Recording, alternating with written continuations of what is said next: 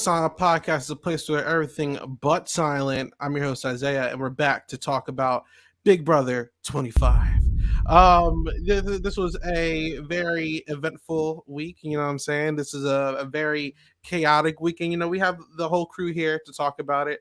Back after a little hiatus, Josie, what's going on?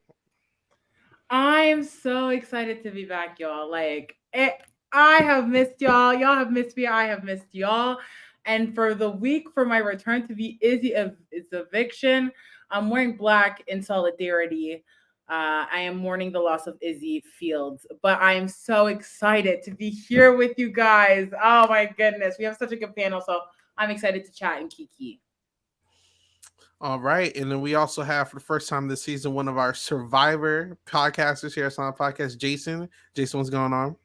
What's up, Isaiah? Thanks for having me here, Josie. So excited to be podcasting with you again to talk about this great season. My favorite Survivor player of all time is on the cast. It's pretty easy to guess who that is. All right. And we also got a special guest in the building from Kayla Fro. Kay, what's going on? Woo! What is up, y'all? Isaiah, Josie, Jason, thank you all so much for having me. I am super excited to be talking about BB25 this season. It has been so good. Every single day has been so dramatic, and there's been so much to talk about. I've been eating this season, and I've been waiting to talk about this with y'all. All right. Now, before we even continue, if anybody wants to support or anything for Silent Podcast, please make sure you check out our Patreon down below. You can donate. There's a bunch of tiers, bonus content, all that fun stuff if you want to pitch in a little bit. But anyway, we have a lot to go over in terms of Big Brother. First and foremost, we walk into this week and we got Cam, who was like the house pariah, just going off of like a huge blindside and all that crazy stuff. And Cam wins HOH. Everyone does not seem happy. After we, a couple of days, we learned that he didn't really understand that, but everyone's pissed. And Cam himself is pissed.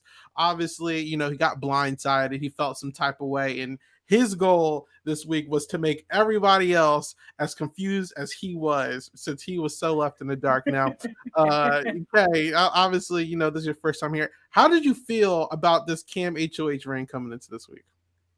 This was definitely a bittersweet moment to me because, like many people, Cameron isn't necessarily my favorite house guest in the game personally, but the way that he won and the timing of his win after being blindsided by the people he thought he could trust in the game, it couldn't be more perfect. So while I wasn't necessarily happy to see Cameron win, I was very happy to see a blindside, and I was very happy to see the house flip so dramatically.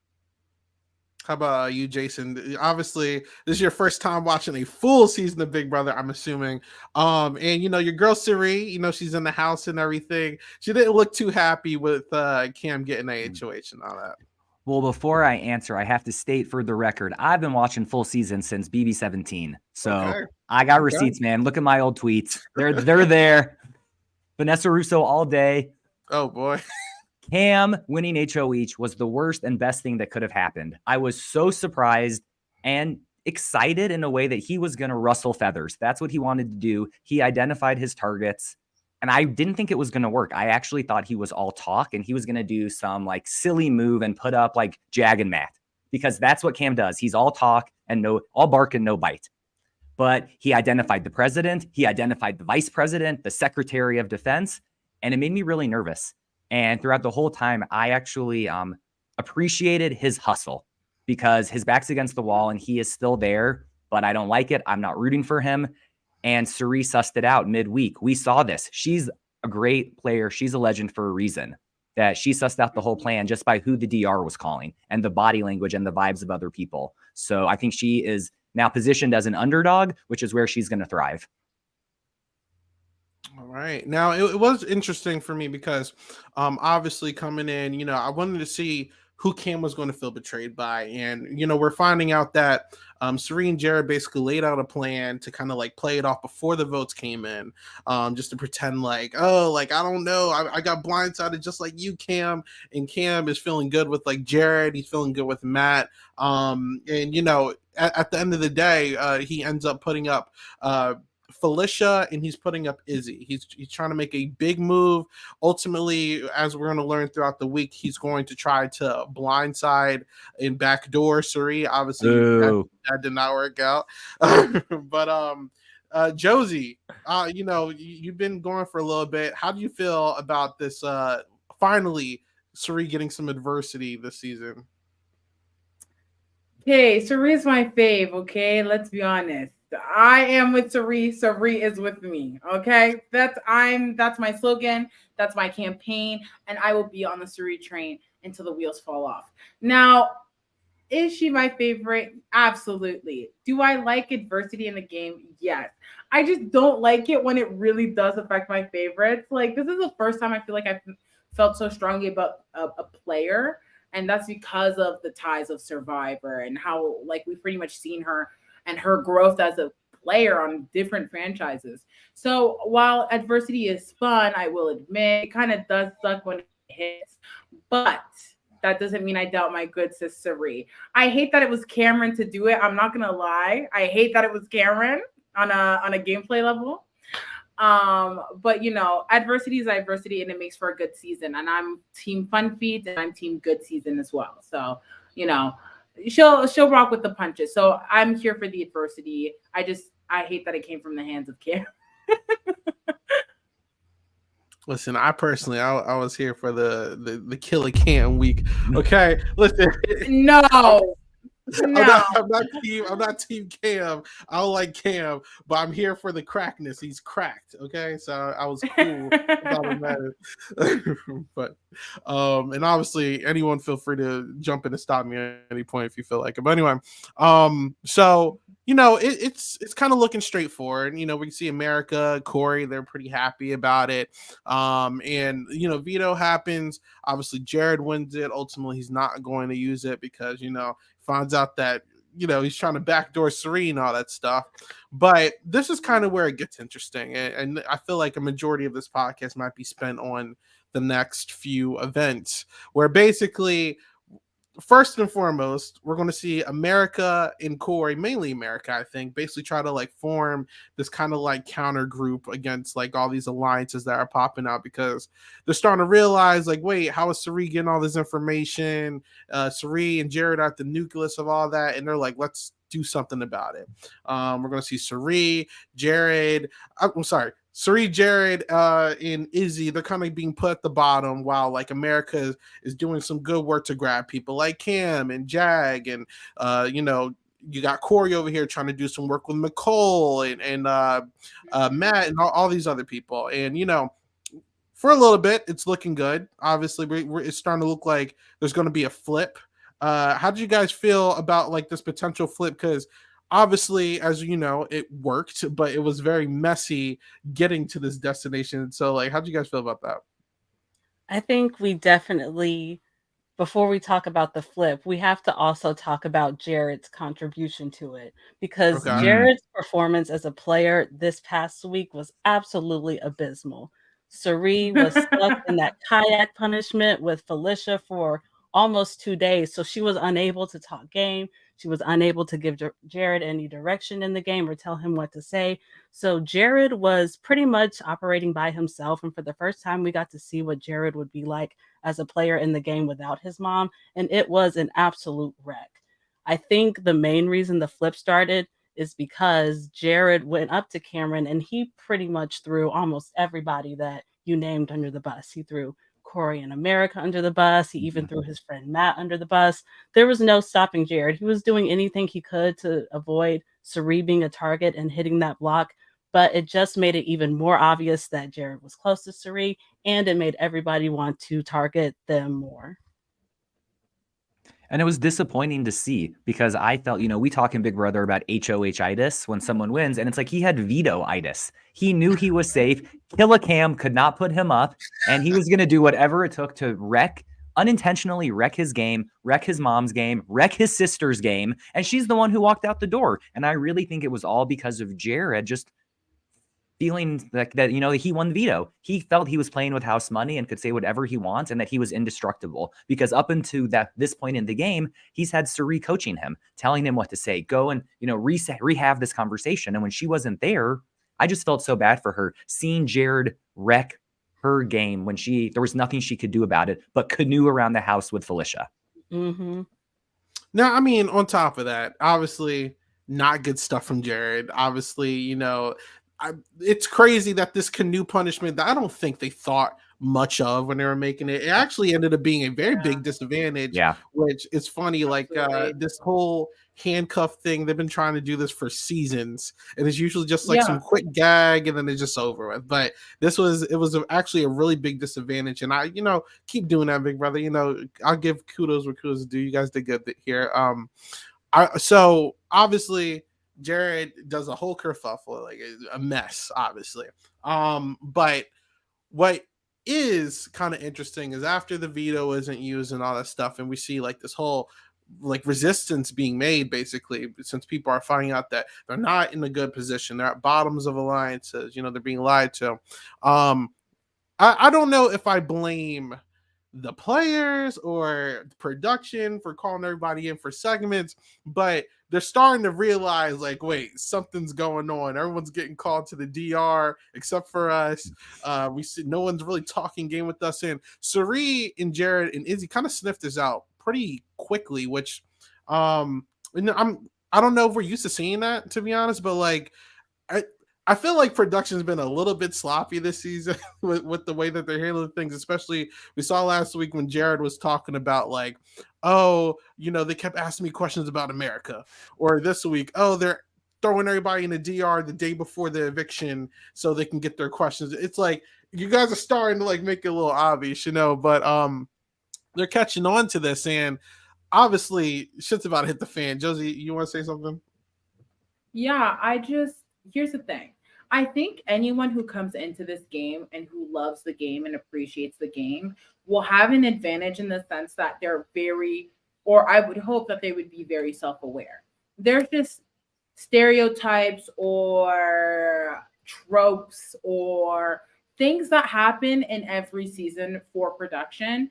And if you've watched the show for as long as a lot of us have, you start to catch on. For example, if you go into a house and no one claims they're a lawyer, you know someone's faking being a lawyer. Like someone's definitely a lawyer in the house, or someone's somewhat a doctor in the house, and they're pretending to be. So then already you're like, oh, someone in this house is already lying from the jump. And then you have things like people who are most likely to be America's favorite player. In this season, we have Sari. So obviously people, in my mind, I'd be like, okay, she's likely to get the votes anytime it comes to America. There's just elements to the game that if you are self-aware enough and if you study the game, you know that they're coming.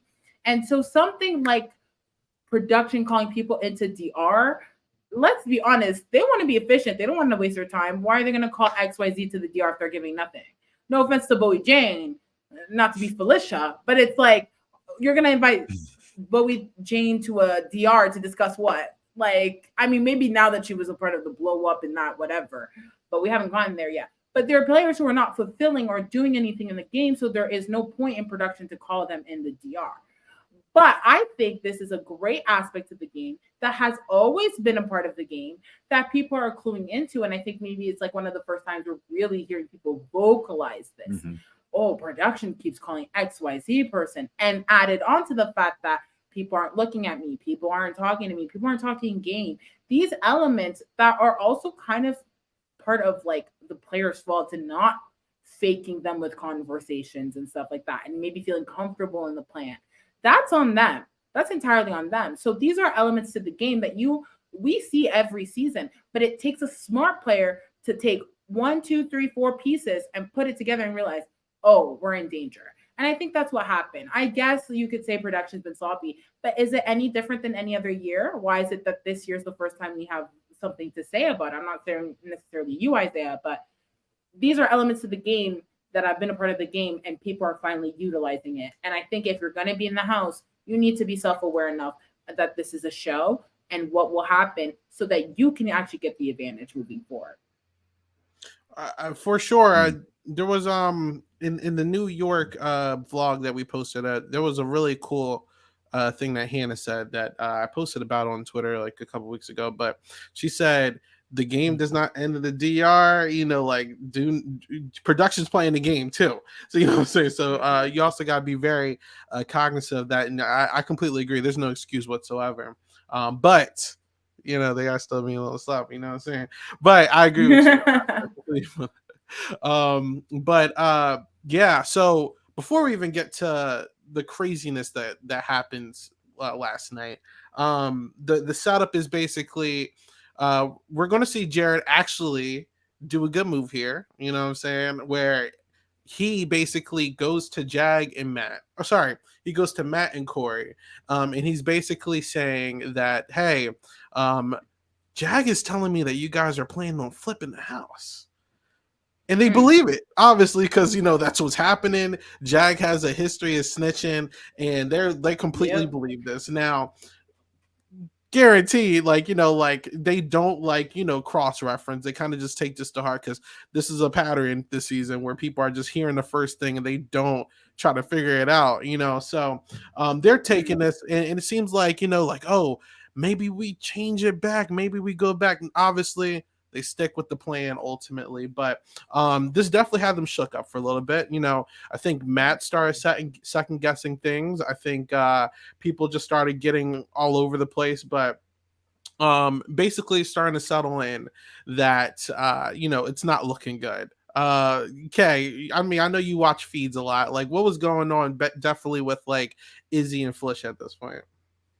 I think, first of all, I am pleasantly surprised that Jared did such a smart, solid move. And I'm kind of surprised that Matt actually fell for it, because at first it seemed like Matt was down with the plan and he was going to be very anti Jared, especially for a while. What was your other question? Sorry. Oh, and I was saying, like, what at this point was like Felicia and Izzy doing once the information started getting around the house? I believe that Felicia had heard from Cameron later on that day that she was actually going to be the target and she was set to go home. So Felicia immediately started getting to work. She was confronting people, confronting Jag about the vote, confronting others, but it wasn't really working too much. Felicia wasn't obviously not the one pulling the strings there, and she wasn't going to be the one to move the needle. It was the other people as well. Okay. So obviously, you know, Jared's getting tired of all this crap. They're like, yo, everyone's tiptoeing and not being straight up. So we're gonna see Jared after talking to Serene Izzy. They're like, look, they're BSing us. Like, F it. I need to go confront everybody.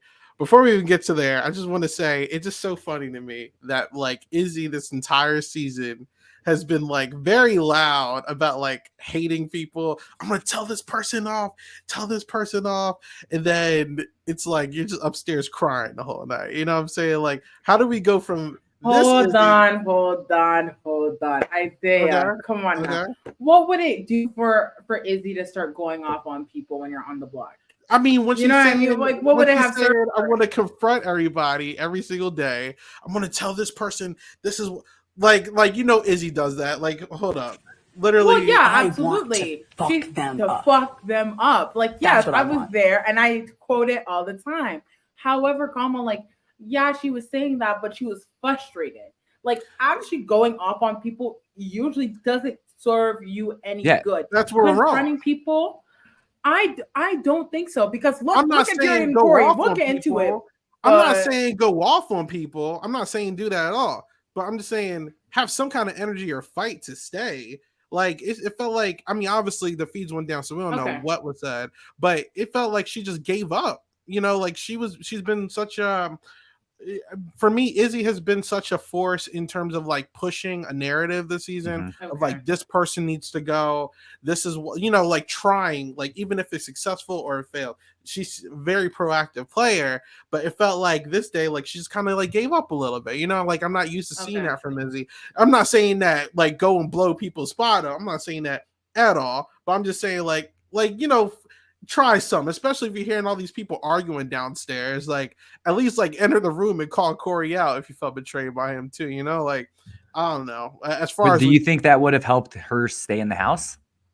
I would try something rather than nothing. Regardless, I would have tried something rather than nothing. That's what I'm saying. You know, it felt like she just gave up.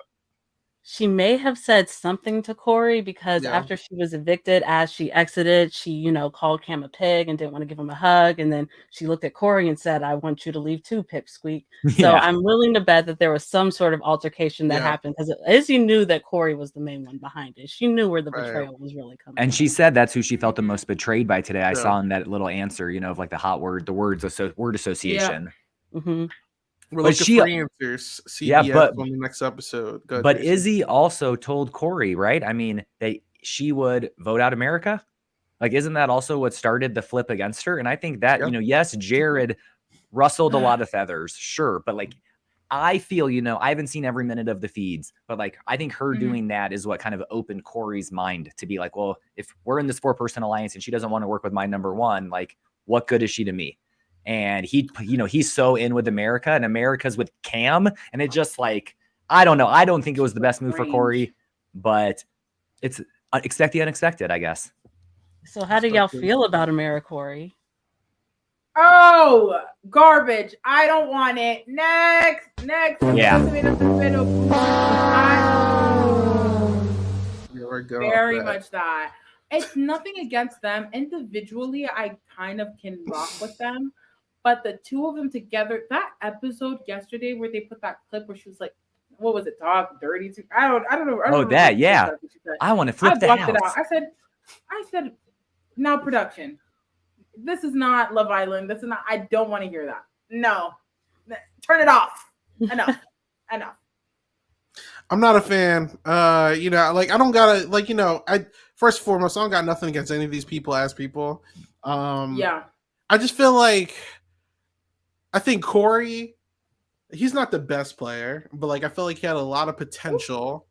And once he got into showmates, it just like it went from like went all the way down. In America, I did not have a lot of faith in, but this week kind of showed me that America could do some things. But I feel like Corey's stopping her a lot. Like every time she wants to do something, he's like, "No, we can't do that, dude." Like, you know what I'm saying? Like, I feel like them as an alliance or them as solo players would be so much better, but they don't share information. Every time we're about to like get somewhere, they just start making out and like the conversation stops.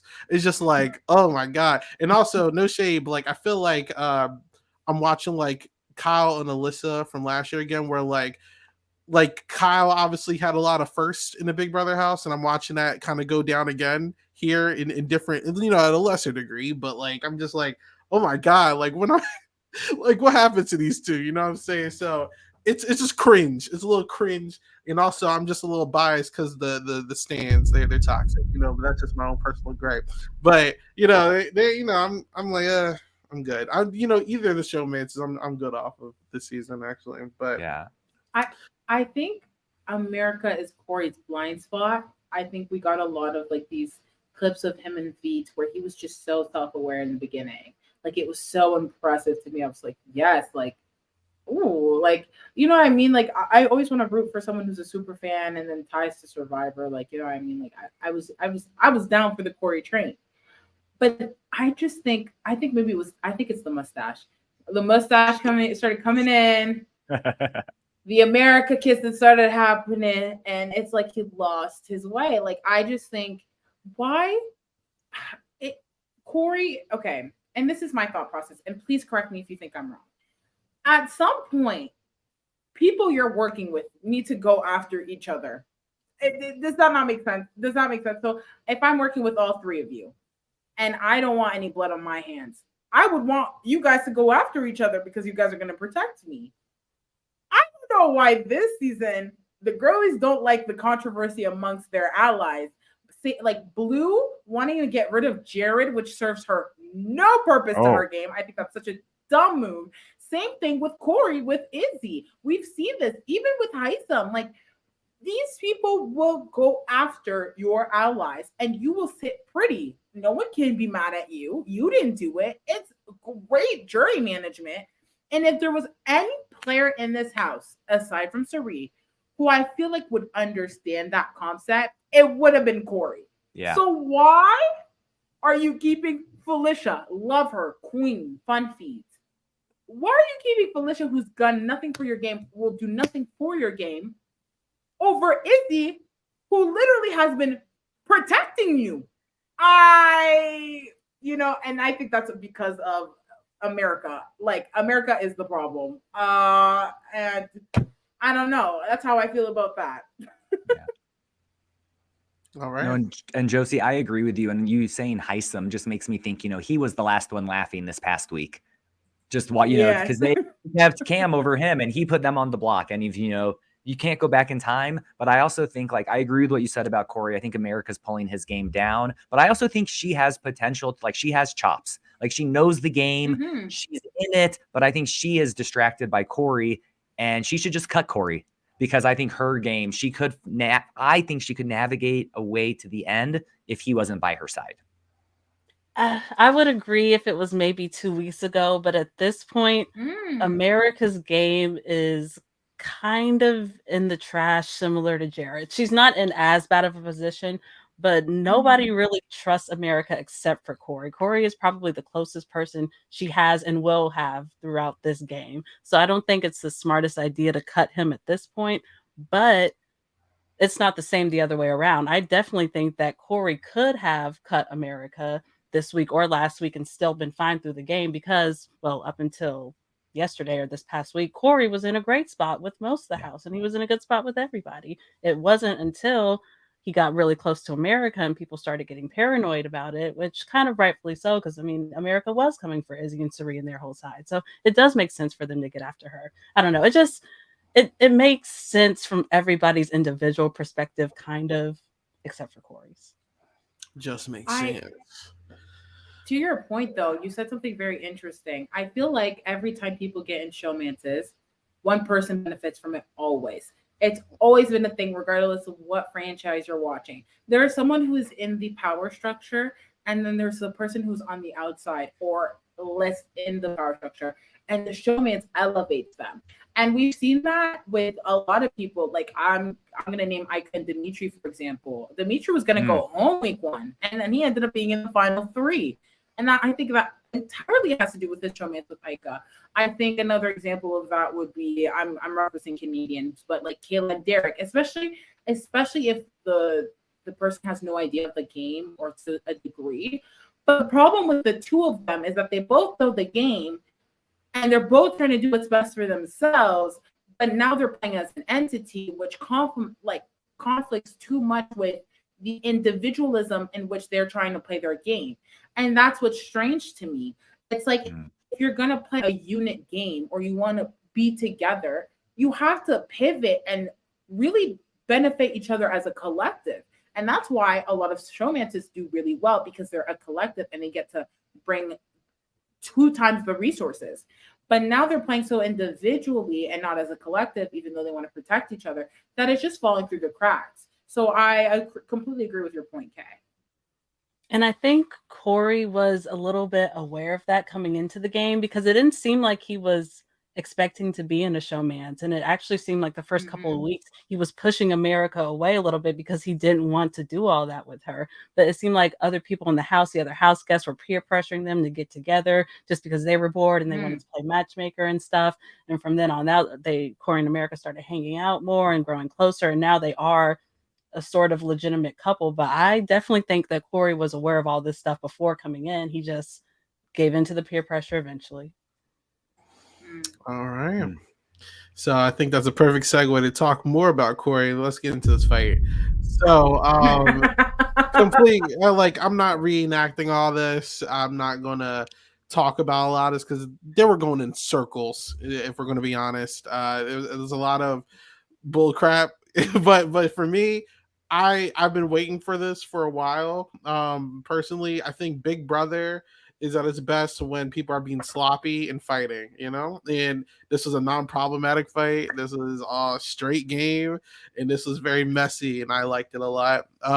Basically, Jared's coming in, and he's pissed. He's like, all right, Matt, Corey, and Bowie just happened to be in the room, so Bowie too, out of nowhere. Just like, you know what? Cut the crap. Like, what's going on? I feel like you guys are flipping. They basically just let him know. And, Corey kind of takes it upon himself to just kind of be like, look, Jared, like, you guys have been lying to me for weeks. And, I'm sick of it. Jared's pissed. He's like, what the fuck are you talking about? Like, he's just yelling for the whole time. I thought it was freaking hilarious. But basically, we're going to get Jared starting to like expose alliances and lies that Corey was in. Corey's kind of doing the same. Basically, Corey's rebuttal is basically, and his main point is that, hey, you told people that I had a brother from Survivor. And Jared's like, I didn't tell them that you had a brother for Survivor. I just told them you had a secret. And Corey's like, that doesn't matter. You still told people I had something. And then Jared's like, well, you've been lying. You're in this, and this alliance. Corey's like, well, you're in some of those alliances with me. And it just gets so immature after a while. But I thought it was freaking hilarious. Jared's, first of all, W gaslighter. I just want to say that I did not get angry at it. I thought it was hilarious because he's like yelling at Corey the whole time. Corey's like, well, actually, stuttering the entire time. And then when he finally just like he loses it, he starts yelling, and Jared's like, Corey, let's just bring it down here. Turn your tone down. Like this. Like just put your tone down. I was like, Jared, it was crazy. And then Corey was like, this is a fucking bullshit. You've been yelling for 40 minutes. Yeah. And then, it was when Jared was like, you want me to go get Izzy? I'll go get Izzy. Corey's like, no, don't get Izzy. Don't get Izzy. I'm going to go get Jag. Let me go get Jag. Like, it was like. It became a house meeting. They should have just called a house meeting. And Bowie Jane was in the middle of it the entire time. If there is nothing that is funny to me, it's Bowie Jane just sitting there. And then the alliance question, goodness gracious. What a show. And what's sick is, I mean, obviously, Jag comes in, and I'll get into the specific in a second, but Jag and Cirie comes in. Obviously, like, Bowie, I'm glad you brought her up. Bowie should have just sat there, ate her food. She had like a front row seat. She didn't have to say nothing, just take in all the information. And when Cirie comes in and she's kind of clocking Corey a little bit, I've noticed Bowie kind of like wants smoke with Cirie at this point, because like she keeps saying, like, Cirie's like, well, I think everyone's in alliances and everyone has like secrets and stuff, and Bowie's like, not me. Like, I was in alliance with you guys, but you guys turned on me. And then Cirie's like, oh, well, like, everyone's doing this, and that. Bowie's like, not me. It's actually, I think you're doing this, Cirie. Like, Bowie's calling Cirie out a lot, and I don't think Cirie's going to forget about that. Like, I think we're seeing, like, the early stages of a Cirie versus Bowie feud in the house. Not like a fight, but like a rivalry.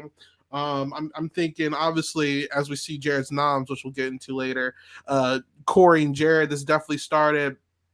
We also see like Matt and Jag kind of being used also as cross references, and it's funny because Matt is also like taking Jared's side at first, but then he kind of like fully takes Corey's side towards the end. And it's funny because they both kind of take turns throwing Matt under the bus, where Corey's like, oh, me and Matt were talking about flipping the vote all day, and Matt's like, hold on, and then Jared's like, oh yeah, because I told Matt this and that, and he's like, hold on, like everyone is just so sloppy here. I know I'm all over the place, but how did you guys feel about this fight in general?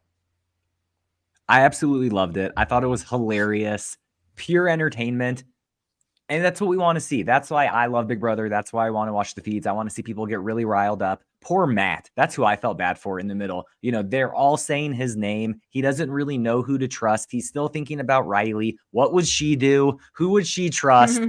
And I just think he's in over his head.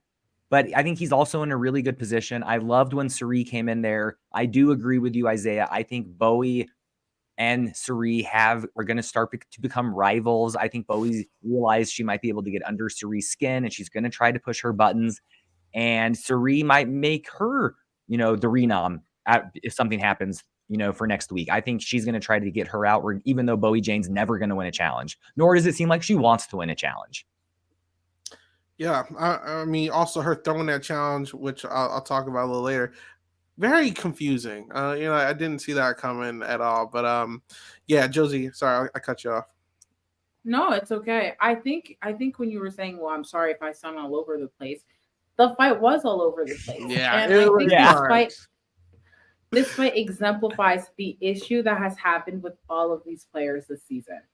Y'all talk too damn much. The issue is that information is only valuable if not that many people know about it. And why is it that since day one. All of these people, all they've ever done is just talk. It said every information under the sun. And then people are confused why this person knows this information, this person knows this information. Y'all set the precedence from day one. It's been like this. Like, don't be surprised. One of the only people who's been loyal and who has kept a secret is Izzy with the field secret. But like, even that, like, damn, like, Jared is throwing that secret almost every other week when he's kissing Blue up in the sheets. Like, I just, you know what I mean? Like, that fight exemplifies the issue that everyone talks too much. And what I thought was so interesting is that Corey's like, well, you lied. And I'm like, and Jared's like, well, you lied. And people are mad that people are lying in Big Brother.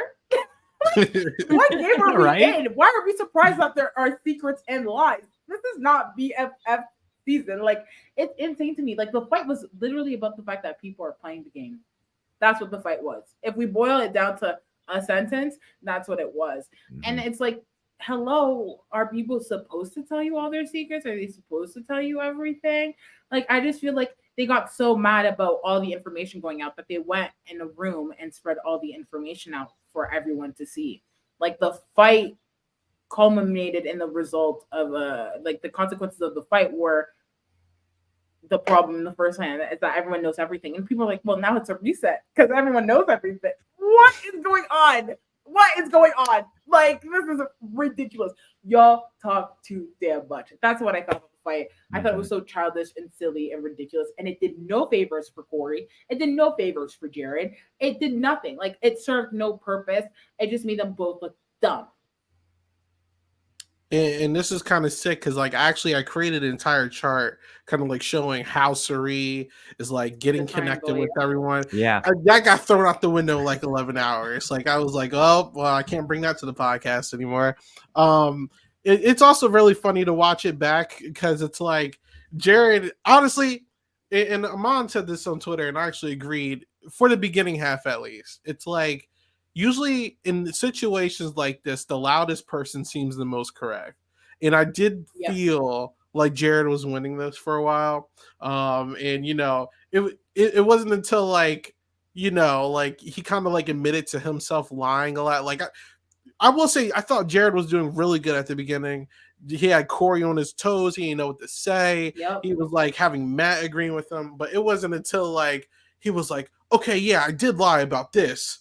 But it, like, why are you doing that? And you know, it was when Corey did it like once, maybe twice. He was like, yeah, I told America that, or I told this person that. And like, they were both admitting to like snitching on people basically. But Jared just kept doing it. And I think if Jared just kind of like fell back when Suri came in, because you could tell that she was ready to like clock Corey and just end this whole conversation. Because she had like Corey speechless. He didn't know what to say when she was like, wait, did you tell America about this alliance? And he admitted to it and all this stuff. And then Jared kept saying, exactly. And that's what I'm talking about when like let Suri handle it, bro. Like he was doing a phenomenal job when like the tension was high.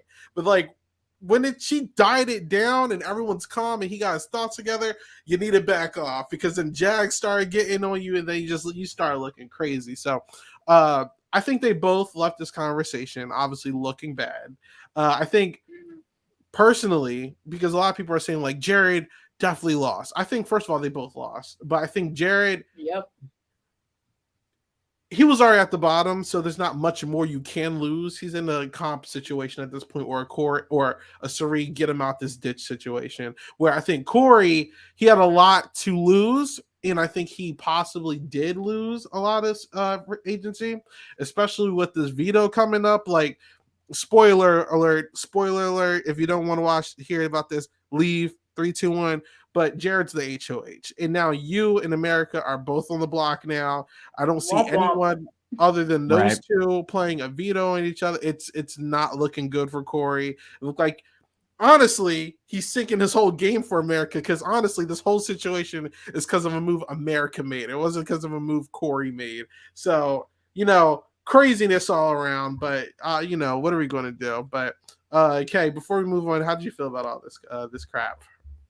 Oh my God, I loved every second of it. I loved every single second of the fight. I was eating and I am still full from yesterday.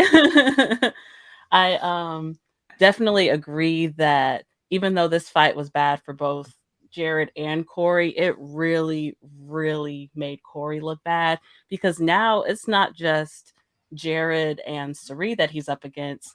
That fight had an adverse effect on people like Blue and Jag too. Blue and Jag are now talking about how Corey the whole time knew about the Seven Deadly Sins Alliance, and he lied to us. He never admitted to us. So even though they are more with Corey and they do believe him more after the fight, it definitely wasn't looking good for his game either. Yeah. Mm. What are you gonna do? I'm glad you brought that up because obviously, just to speed through this, the wall comp, it was Josh and Meatballs. Okay, it was a wall That was comp. so surprising. I don't know why they It was so random. I He'd be loved the y'all, first one don't get out me of a wall wrong, comp, but though. like, Yeah. I don't know. It lasted like 45 minutes. I've been Yeah, saying right. get rid of the wall comp and just make it pressure cooker. Like I'm done with the wall comp. Co-sign I know that. it's a mainstay, but it's very boring. It's just slime. Boom. Interesting. People claim rigged. It's not. But Jared was on the very end, and obviously they get to pick their spot. So it's not like Oh. they were assigned or anything. But Jared was at the very end, and that statistically is like one of the best spots because like the slime's not over there. There's not a bunch of like stuff hitting you and everything. So obviously the grip was better. He won it. Cool. Bowie threw it. Don't know why, but anyway, as Kay said, Matt and Jag obviously like they're going to look out for themselves, right? And they did leave this week feeling like, I believe Corey, but I don't want to get nominated because Jag is also in some hot water. I think Jared did think about putting Jag up for a while, but they're ultimately going to try to make Jared feel like they believe him more. They're going to kiss his ass, and Corey, honestly, I don't know if this was the right move. Like, what's the point of doing all this? I don't know. Like, I would get it if it was for like someone that could work with you, but like for Felicia and Izzy, me personally, I just don't see the reason. I think also Izzy is more inclined to be a number for you than Felicia, so I thought that was a bad move personally. But yeah, we see America and Corey are now on the block. What's going to happen this week, guys? What's the ramifications? What's our predictions for the week? How you feel, Jason? Well, I was going to say, though, I wonder if Corey is going to try to go to Felicia and say, yes, I was working with Izzy, but I really wanted to save you. It wasn't just to vote her out. It was because we can work together and to try to get something going to pull her over to their side. I don't know, though. Like I don't think it's going to happen. Like I saw online today that, Felicia and Mimi made a final two. That's the final two that I'm rocking with. I want to see them go to the end. Why not? But I just think they're toast, Corey and America. I think one of them's definitely going home. I don't think, like you said, Isaiah, I don't think anyone's going to play the veto on them. And then if one of them wins, I guess Cam's going to go up maybe, or Jag. I don't know. Or maybe Jared will put up Blue because he'll hear that she wants to put him up. That to me would be the best. Yeah. I'm here for Team Good TV. I don't even know if she even feels that way anymore. It seems like personally, like today, it doesn't seem like she's really with that anymore. She does this a lot where she says something and then she changes her mind in like 24 hours. They just waffle back and forth. Yeah, I don't know. We'll have to wait and see about that. How about UK? What do you think is going to happen? There's a difference between what I think is going to happen and what I think should happen. Because what would be a baller move, and it's a small chance of this happening, but it would be baller if Jared was able to pull a number in Cameron. Right now, Jared is telling people that Cameron's the big target.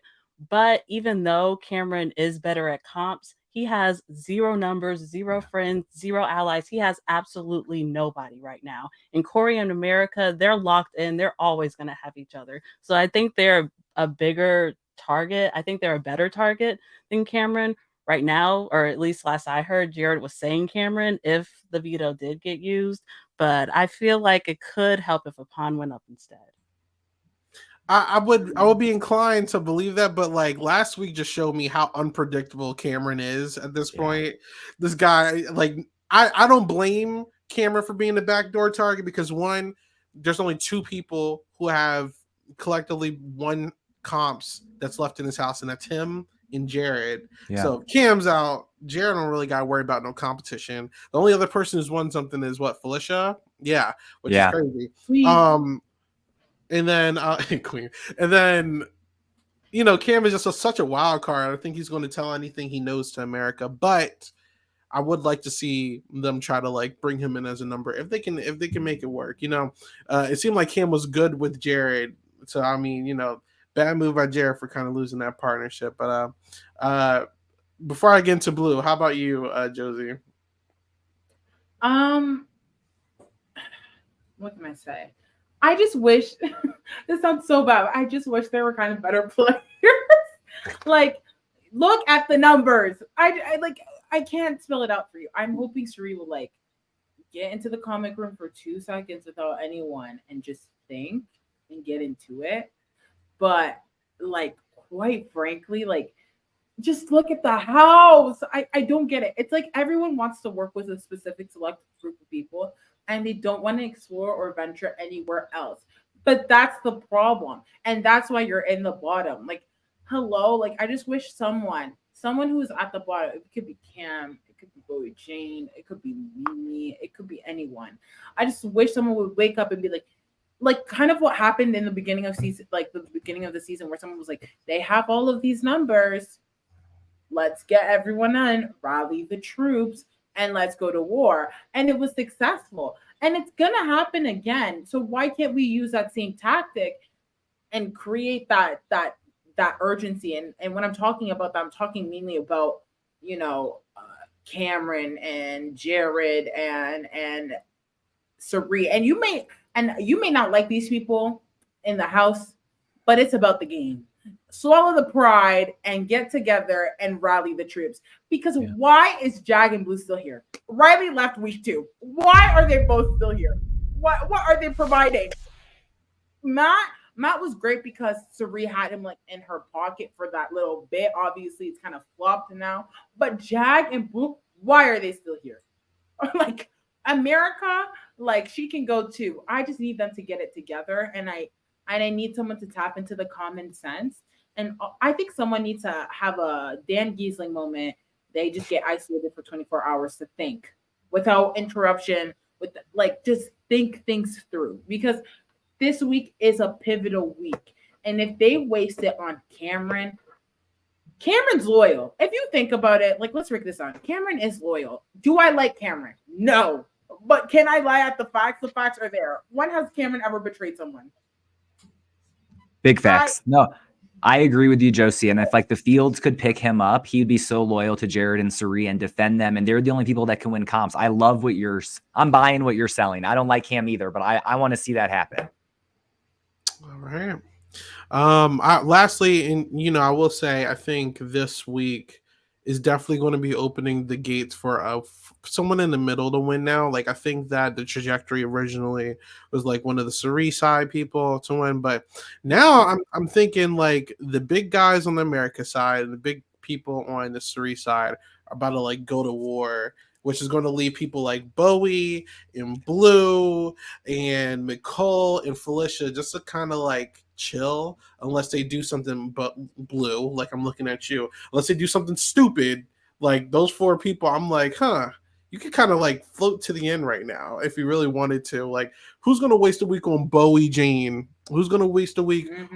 No one's thinking about Felicia anymore now. No one's even thinking about Nicole now. Like, honestly, I don't really know what's going to happen. It's just very interesting. Obviously, I want to see Sari pick them up. Try to rework that bridge with Felicia, with Nicole. Like it was there at one point. Try to bring them back. Like imagine that alliance with the 2 of them, Sari, Jared, and Cameron. Like that 5 would be the final 5. They could take out all the other floaters and they could just, I don't know. That's the fan fiction that I want to see this season ending with. Funny comment in the chat. I want to see more of Nicole's game. What does Bowie offer? I don't know what Bowie offers. Nothing. She wants to be a part of something, but no one trusts her.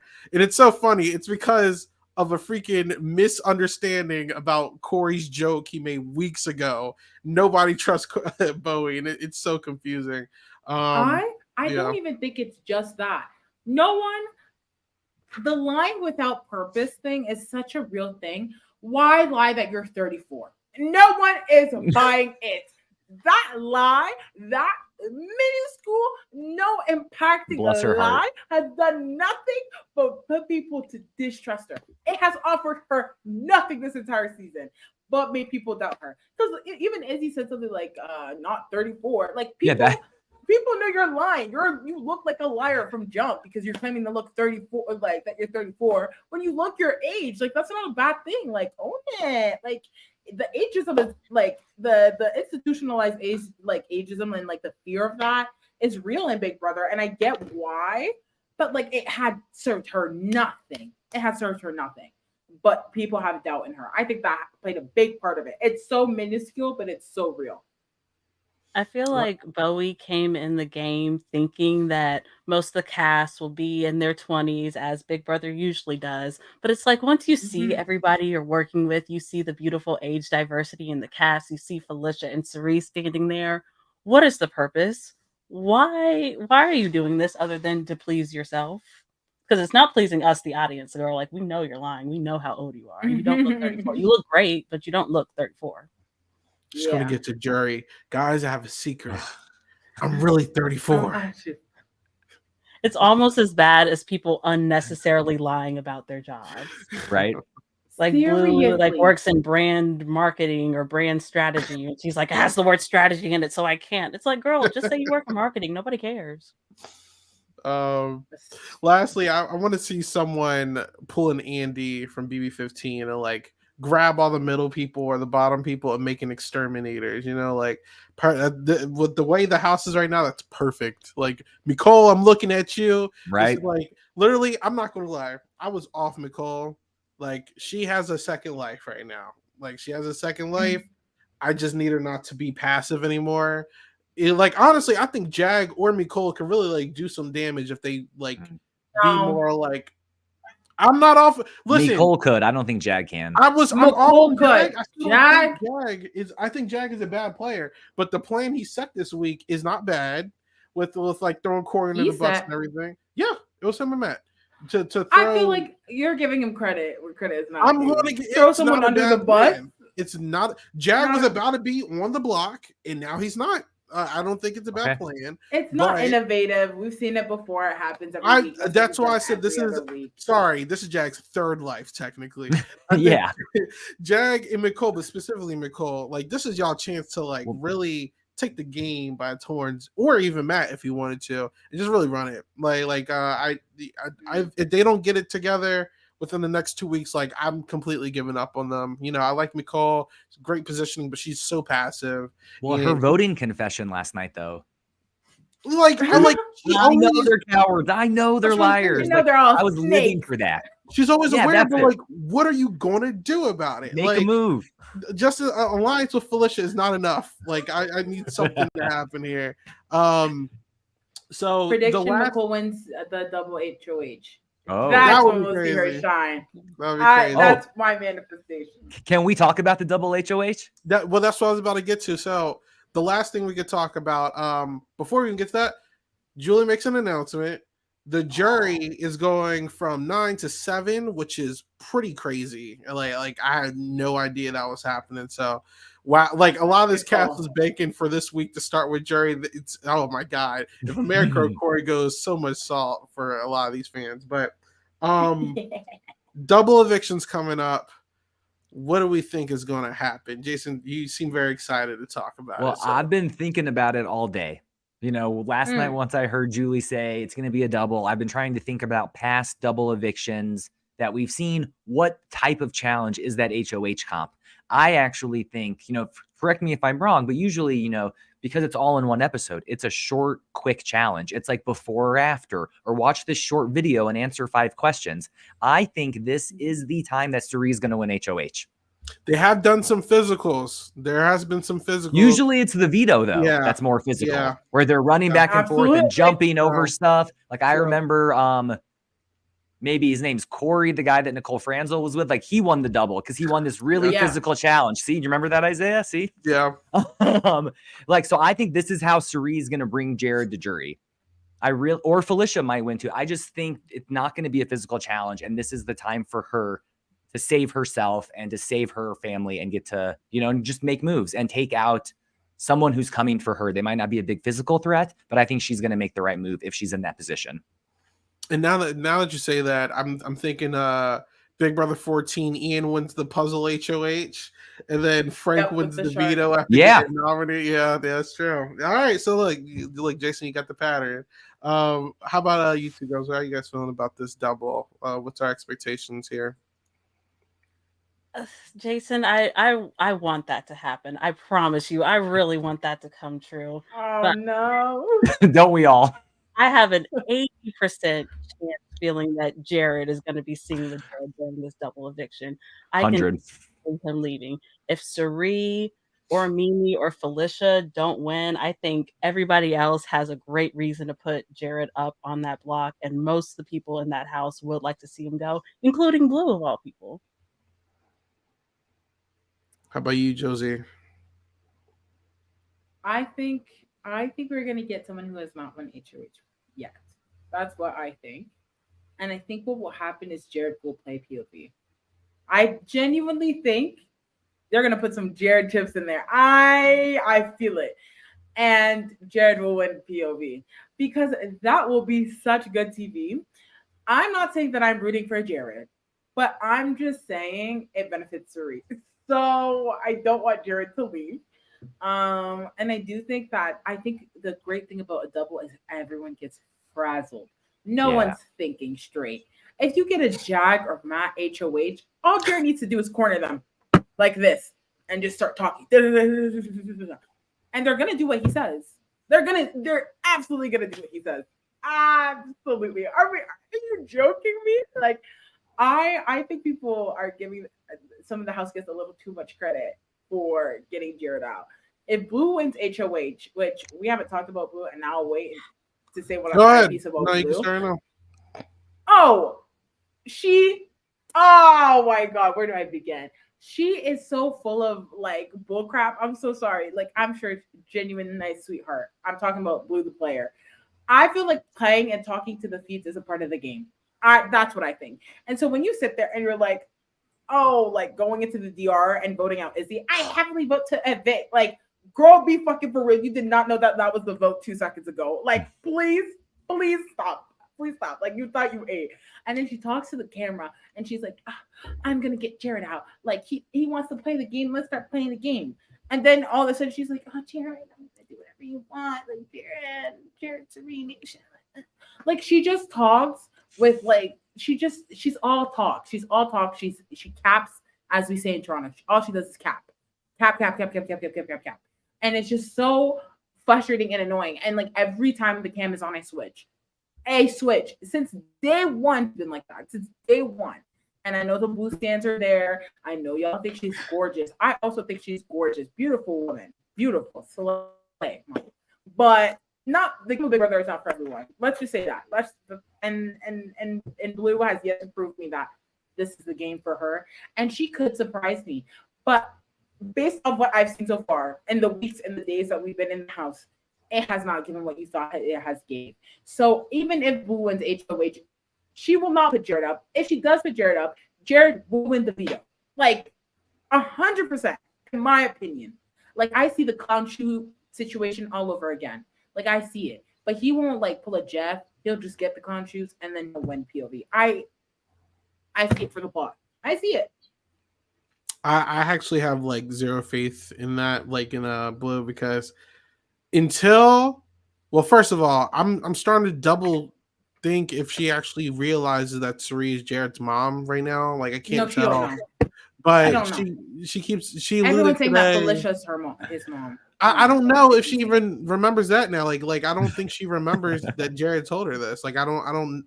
She's very confusing with a lot of these convos. But I think she alluded to something about she knows a secret about Jared that could be damning to his. I don't know if she even knows at this point. Like I'm Blue.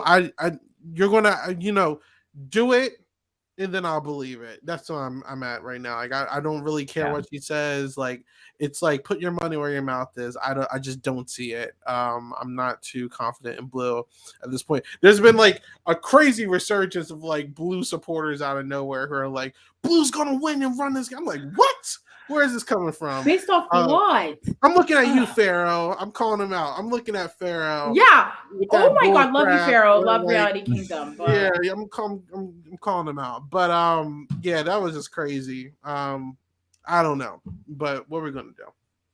I think that if Jared does a good job of pissing Blue off, which he easily could, he's not, the easiest person to hang around. I could see a world where she definitely either targets him or reveals the secret. Like you were saying, Isaiah, earlier today, she was kind of hinting toward it to somebody, saying that I know this huge secret that could mess up Jared's game, but she didn't say what it was.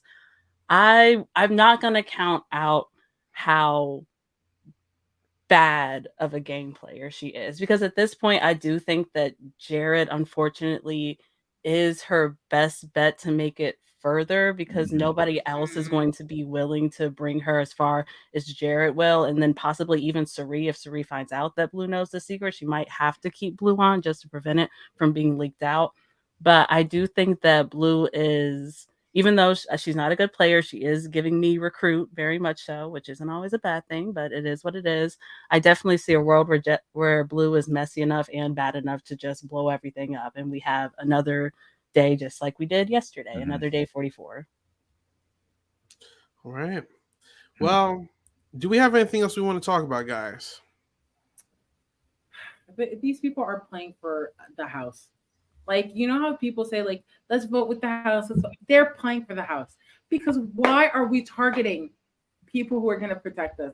It's insane to me. Like, I can't believe I haven't been here for a few weeks. I'll be back every week now moving forward. But I'm just saying, like, based off the last weeks, like that, oh my, I don't get it. I don't get it. Why is Blue targeting Jared?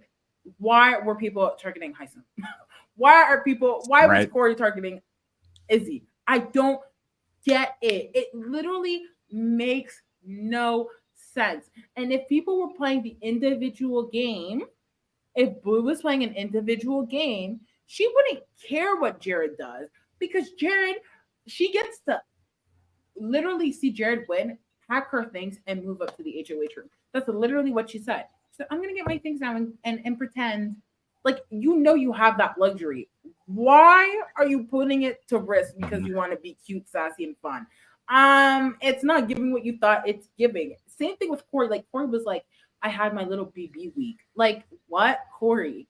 You got your BB week, but to what extent? The money, the prize? Like, if you feel like you ate, like, it was very minute. It was giving very crumbs. It served you no purpose. I don't get it. I don't get it. Like, people like America who have no standing in the game, you can kind of throw anything at the wall because you don't have much. She has nothing to lose. So you need to. Yeah. Even Jag beefing with Jared, like, even like, why can't it be a classy party? Why can't we keep that energy for the DR and you just smile and kiki in people's faces? You do the blind sides that way. Like, this whole, like, I don't get it. Like, this cast is it's entertaining, but the game aspect for me is so, I think the first season where I've been like, oh my God, it's kind of lacking, like, for almost every individual. And that's why people felt like Suri was running the game. And I'm not saying Suri is a bad player, but I feel like the season would be absolutely even more amazing if people were on the same caliber. Like, they're just talking not. about Big Brother or the Traitors? Oh, well, exactly. Yeah. And like, that's my point. It's entertaining, but like, the gameplay is somewhat astounding to me. Like, entertaining, but so confusing. Yeah. No, I agree. And like, I wanted to see, like, so if the noms stay the same this weekend, it's like Corey in America. Do y'all agree with me that Corey's going to get voted out? Absolutely. Yeah, he's gone. And I will be dancing for Izzy. Yeah. America has more ties in him. That's what I thought. Yeah. One thing I want to say, so Katie, she's usually here every week with us. She's busy tonight. She made a tweet I'm gonna read it. The feeling when you should have saved Heisem and now Cameron is leading your demise. And it's Izzy with the pig suit. Heisem screenshot the tweet and put this on his story. And this little piggy cried wee all the way home. So he put Katie's tweet on his story. That's amazing. I thought that was funny. Yeah. And then lastly, this has nothing to do with Big Brother, and then we can start closing out. I don't know who Tyson Beckford is, but this is the second time I've seen this. Do I look like this person? Like, who is this? Oh, the model. I know who he is. I don't know. I don't know if I look like Tyson Beckford, but that's in what the eyes. yeah, that's what the chat keeps saying. But all right. Anyway, my camera is completely blue. It don't matter. We're ending. But yes, before we start doing our plugs, thank you everybody for watching. As usual, if you are interested in supporting us any further, please check out all of our social media pages, obviously Twitter specifically, and then the audio version of this should be up on all of our audio platforms. If you like what you're hearing, rate it 5 stars. If you don't rate it at all. Just wait till you hear something. Yeah, 5 stars only. Like. Absolutely. And we should be back as usual next week on Monday, first and foremost, obviously, because our exit interviews with Izzy should be up with Janelle and either Josie or Katie. I'm not sure. We'll talk about that later. But yes, as usual, make sure you check back for that. And then every Friday, as usual, usually at 8 o'clock, unless something changes, we will be talking Big Brother. I believe, the Reality Kingdom, they brought us to their platform last time, so they're coming over here next week, I believe. Don't put a pin in that. But thank you guys for joining us. We're going to start plugging. Jason, thanks for coming over. Where can people find you? Appreciate it. Thanks for having me to talk about Big Brother finally. You can find me right there under my name in the Twitter streets at TheRealJO. I just post about reality TV and the Kansas Jayhawks and the Dallas Cowboys. Oh boy, this rivals. Yeah, better than the Eagles. Yeah, just wait. Yeah, okay. Kay, thank you so much for coming. Everybody, please check out Kay's live feed updates if you haven't already. They're awesome. Kay, where can people find you? Thank you so much for having me, y'all. I had such a good time. If you guys are interested in quick, short summaries of the live feeds, I post YouTube videos every other day summarizing what's going on. I try to give a big picture overview of everything's happening, and I include live feed clips as well. So you can follow me at Kayla Fro, KAYLAFRO on YouTube. All right. And Josie, where can people find you? Yes, it's been so fun. I'm back, y'all. So we're going to be seeing me on Silent Podcast, obviously with the Bounce Checks crew, doing exit interviews as well. But I also cover the challenge. We've been also a little bit on hiatus, but we're coming back and the tea is hot. So I am so excited. You guys can watch us. It's on Mondays at 8. But other than that, you guys can follow me on social media at ChosenXNM, JOSIANEXNM. I am thriving on Twitter. The memes are constantly overflowing chez moi, as we say. So if you want a good laugh and some humor with some pop culture and some Big Brother references, I mean, there is no better place than my Twitter page. So give me a follow, and that's it for me. All right. And lastly, you can follow me at 8BallBangers on all social media platforms per usual. Talking Big Brother every week. Survivor's coming up. We're going to try to do some Survivor content. But you never know what else should be popping up. And if anyone has seen the show called Survive the Raft, Josh Kettles over here, he did do an interview that should be up by tomorrow morning on here. So also look out for that. I'm not sure which player he talked to, but look out for that. But all right. Until next week, have a good one. Bye.